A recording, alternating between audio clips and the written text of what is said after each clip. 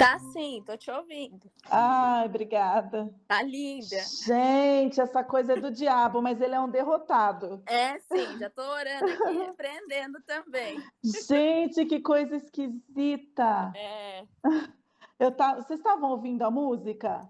não? Eu coloquei uma música no começo, o Celso disse que estava ouvindo. Aí depois sumiu a música e não ouviu a voz, nada. É, então, eu não Não, tava pode ouvindo deixar. nada. Ai, gente, dá só um segundo aí para o povo entrar. Acho que quem estava lá já entrou para a Eu gente não sei. começar. Deixa eu ver quem está na lista aqui. Eu acho que todo mundo já entrou. Gente, me perdoa, viu? Eu não sei o que aconteceu, de verdade. Se caso acontecer de vocês não ouvirem alguma coisa assim, vocês me dão um toque, tá bom? Porque eu estou fazendo no celular e aí eu não. Fica difícil para eu saber o que está acontecendo. E eu não consigo ver vocês, então tá meio complicado. Gente, olha, tem tudo a ver a nossa palavra de hoje. Hoje eu queria falar com vocês sobre 5 lições para os dias de crise. Oh, dia de crise hoje, meu Deus! Hoje eu senti na pele a crise, né? Foi muito complicado agora, fiquei bastante nervosa, mas vamos lá. O Senhor, ele tem um propósito nisso, com certeza. Tenho certeza que ele quer falar conosco, né? Quer falar aos nossos corações. E vamos lá, fazer a obra do Senhor, tá bom? Então, eu quero ler com vocês um texto, é bem conhecida a história, tá? De 1 Reis, capítulo 19. A gente vai falar um pouquinho sobre Elias, e a gente vai aprender nesse texto de Elias 5 lições para os dias de crise, né? Elias é um profeta bastante conhecido e ele viveu numa época muito complicada em que o povo de Israel tinha se rendido a outros deuses, né? O rei Acabe, ele havia se casado com Jezabel e os dois levaram o povo de Israel então a adorar a Baal. Então eles construíram templos e os israelitas passaram então a cultuar Baal. E foi nesse tempo que Elias foi chamado para profetizar, né? Foi um grande profeta, né? Ele disse para Acabe que ia parar de chover e por 3 anos não choveu. E quando passaram-se esses 3 anos, ele pediu que Acabe reunisse o povo de Israel no Monte Carmelo e os profetas de Baal, que eram 450 profetas de Baal e mais 400 profetas que comiam a mesa de Jezabel. E ele vai então fazer um duelo, né, para que o povo saiba quem é o Deus verdadeiro, né? E foi incrível porque os profetas de Baal se cortaram, clamaram durante muitas horas, durante um dia inteiro, e Baal, obviamente, não respondeu, porque é um Deus falso. E Elias faz uma oração muito simples, né? Ele reconstrói um altar, de um altar do Senhor que estava destruído. Ele coloca as 12 pedras representando as 12 tribos e a importância do povo se unir, embora naquele tempo já tivesse dividido entre Israel e Judá. Ele prepara o novilho e ele enche aquele altar de água, né? Ele cava ao redor do altar uma valeta profunda e ele enche de água. E ele faz uma oração muito simples, pedindo que naquele dia o povo pudesse ver quem é o Deus verdadeiro e que todos vissem que ele era o servo do Senhor. Então Deus manda fogo, o fogo consome aquele altar, queima o novilho, as pedras, a água, tudo que estava ali é consumido pelo fogo que o Senhor enviou. Então o povo ele se dobra diante de Deus e juntos eles amarram os profetas de Baal, e os profetas de Baal são mortos. Então foi uma coisa assim extremamente grandiosa, né? E ao final disso, Elias então fala para Acabe que vai chover. Quando Acabe chega em casa, ele vai contar para Jezabel como Elias havia matado os profetas de Baal, e é a partir daí que nós vamos ler. Tá bom? Era só para dar uma contextualizada. Então, 1 Reis 19 a partir do versículo 1 até o versículo 18, nós vamos ler, mas eu vou parando para que eu possa ir pontuando, tá bom? Então, começa assim: Ora, Acabe contou a Jezabel tudo o que Elias tinha feito e como havia matado todos aqueles profetas à espada. Por isso, Jezabel mandou um mensageiro a Elias para dizer-lhe: Que os deuses me castiguem com todo rigor, se amanhã, nesta hora, eu não fizer com a sua vida o que você fez com eles. Elias teve medo e fugiu para salvar a vida. Em Berseba de Judá, ele deixou seu servo e entrou no deserto caminhando um dia. Veja bem, Elias tinha passado por uma experiência impressionante, né, onde 450 profetas de Baal e mais os outros 400 que comiam a mesa de Jezabel foram mortos porque o povo reconheceu que o nosso Deus é o Deus verdadeiro. Ele viu Deus mandar fogo e consumiu o altar. Ele tinha passado por uma experiência impressionante, né? Mas ele ouve aquela palavra, aquela ameaça de Jezabel, e ele tem medo, e ele foge para salvar a própria vida. O interessante é que se Jezabel quisesse de fato matar Elias, ela não teria mandado um mensageiro, ela teria mandado um assassino. E ela não mandou, ela mandou um mensageiro dizendo de uma promessa de que iria matá-lo nas próximas 24 horas. Quantas vezes, né, nós nos apegamos a palavras, né? Damos ouvido a palavras que não são a palavra do nosso Deus, e isso nos paralisa de tal forma que a gente não vê mais solução, não é mesmo? Elias, sendo um grande profeta, passou pela mesma situação, né? Ele ouviu aquela palavra de Jezabel e ele achou que ele ia morrer e ele fugiu. Ele se esqueceu de tudo aquilo que tinha acabado de acontecer, do grande poder do Senhor, e que Deus com certeza poderia livrá-lo. Naquele momento ele se esquece e ele foge. Eu gosto muito do Salmo 103, versículo 2, que fala assim: Bendize a minha alma ao Senhor, bendize e não se esqueça de nenhum dos seus benefícios. Como é fácil nós nos esquecermos dos benefícios do Senhor, né? Ali naquele momento ele se esqueceu de tudo que tinha acontecido. Então, a primeira lição que eu quero tirar desse texto, irmãos, é: considere a voz do Senhor. Dê ouvidos à voz do nosso Deus, a sua palavra, e não a voz das outras pessoas, porque muitas vezes essas vozes, elas vêm para nos paralisar, né?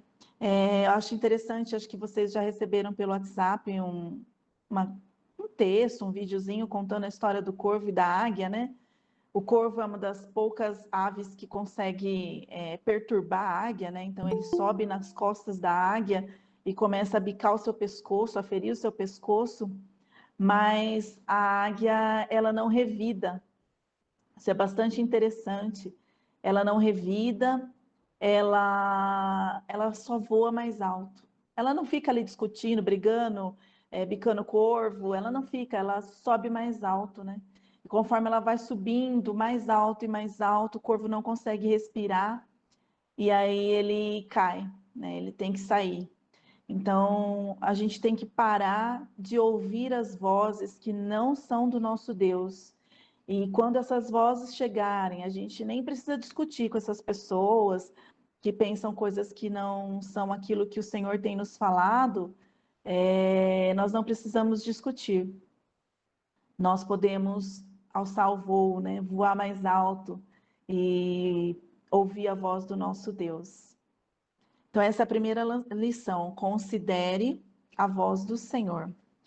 Agora vamos continuar aqui nossa leitura no versículo 5. Diz assim, versículo 4 ainda. E entrou no deserto caminhando um dia. Chegou a um pé de giesta, sentou-se debaixo dele e orou, pedindo a morte. Já tive o bastante, Senhor. Tira a minha vida. Não sou melhor do que os meus antepassados. Depois se deitou debaixo da árvore e dormiu. De repente, um anjo tocou nele e disse: Levante-se e coma. Elias olhou ao redor ali, e junto à sua cabeça havia um pão assado sobre brasas quentes e um jarro de água. Ele comeu, bebeu e deitou-se de novo. O anjo do Senhor voltou, tocou nele e disse: Levante-se e coma, pois a sua viagem será muito longa.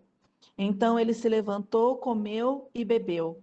Fortalecido com aquela comida, viajou 40 dias e 40 noites, até chegar a Horebe, o monte de Deus. Ali entrou numa caverna e passou a noite. E a segunda lição que eu tiro desse texto é: Deus não desiste de nós, né?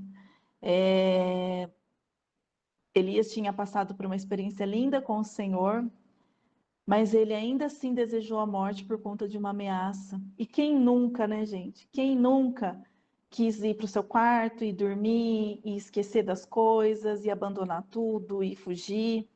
Muitas pessoas já passaram por isso, né? Isso é uma coisa que todos passam. E Elias também passou. E ele desejou morrer, apesar de tudo que o Senhor tinha feito através da vida dele.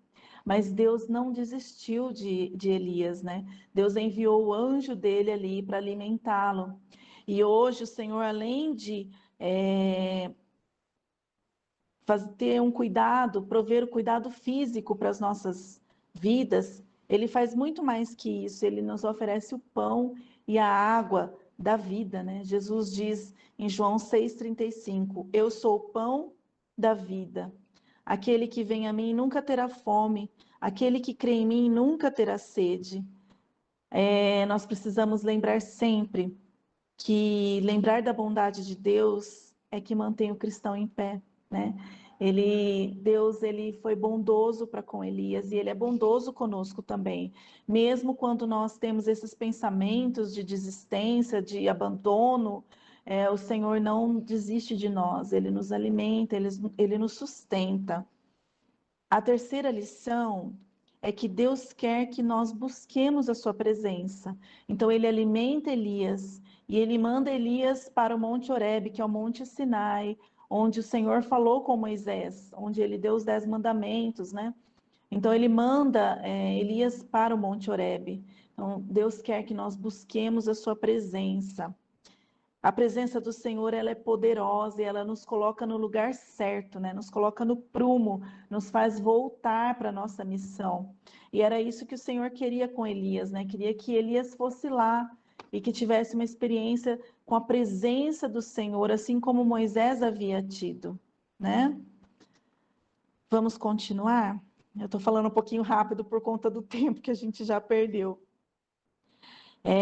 Então, no versículo 9, ele fala: Ali entrou numa caverna e passou a noite. E a palavra do Senhor veio a ele: O que você está fazendo aqui, Elias? Ele respondeu: Tenho sido muito zeloso pelo Senhor, o Deus dos exércitos. Os israelitas rejeitaram a tua aliança, quebraram os teus altares e mataram os teus profetas à espada. Sou o único que sobrou, e agora também estão procurando matar-me. O Senhor lhe disse: Saia e fique no monte na presença do Senhor, pois o Senhor vai passar. Então veio um vento fortíssimo que separou os montes e esmigalhou as rochas diante do Senhor, mas o Senhor não estava no vento. Depois do vento, houve um terremoto, mas o Senhor não estava no terremoto. Depois do terremoto, houve um fogo, mas o Senhor não estava nele. E depois do fogo, houve um murmúrio de uma brisa suave. Quando Elias ouviu, puxou a capa para cobrir o rosto, saiu e ficou à entrada da caverna. E uma voz lhe perguntou: O que você está fazendo aqui, Elias?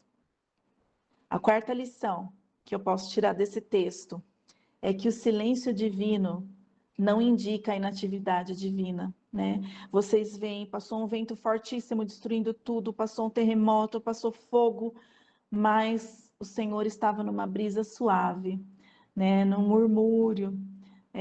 Deus estava silencioso. Então, o fato de Deus estar em silêncio não quer dizer que ele está sem trabalhar, né? Eu gosto muito de uma música da Cassiane, né?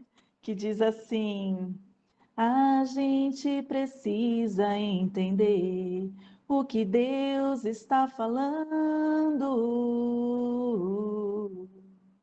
Quando ele fica em silêncio, é porque está trabalhando. Às vezes a gente não ouve a resposta na hora que a gente quer, na hora que a gente ora, e aí a gente vê que Deus está em silêncio, a gente acha que Deus não está trabalhando, que Deus não está nos ouvindo, mas o Senhor está nos ouvindo. E Ele está trabalhando, Ele trabalha por nós o tempo todo. Não é essa a quarta lição. Então ele pergunta novamente para Elias: o que você está fazendo aqui, Elias? Ele respondeu: tenho sido muito zeloso pelo Senhor, o Deus dos exércitos. Os israelitas rejeitaram a tua aliança, quebraram os teus altares e mataram os teus profetas à espada. Sou o único que sobrou, e agora também estão procurando matar-me. O Senhor lhe disse: volte pelo caminho de onde você veio e vá para o deserto de Damasco. Chegando lá, unja Hazael como rei da Síria. Unja também Jeú, filho de Ninsi, como rei de Israel. E unja Eliseu, filho de Safate, de Abel-Meolá, para suceder a você como profeta. Jeú matará todo aquele que escapar da espada de Hazael, e Eliseu matará todo aquele que escapar da espada de Jeú.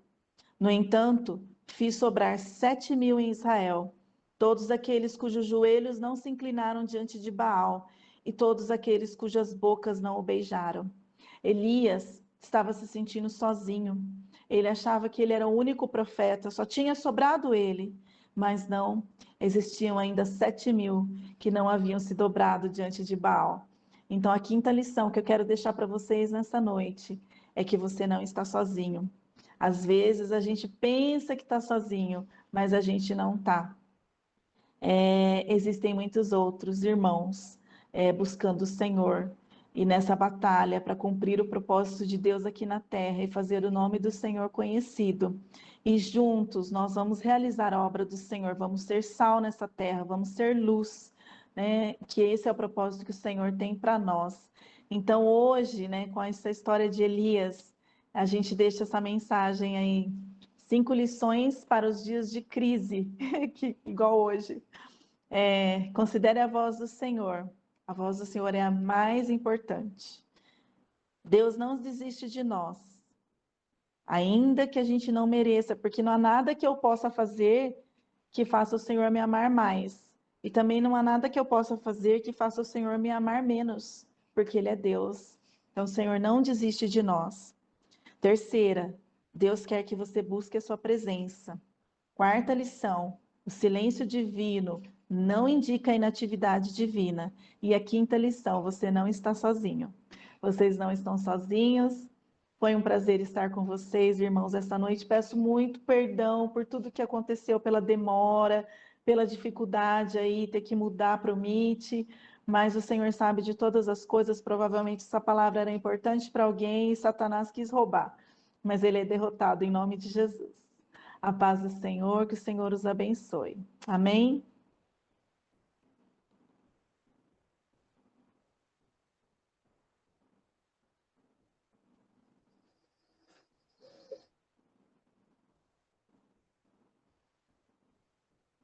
Amém.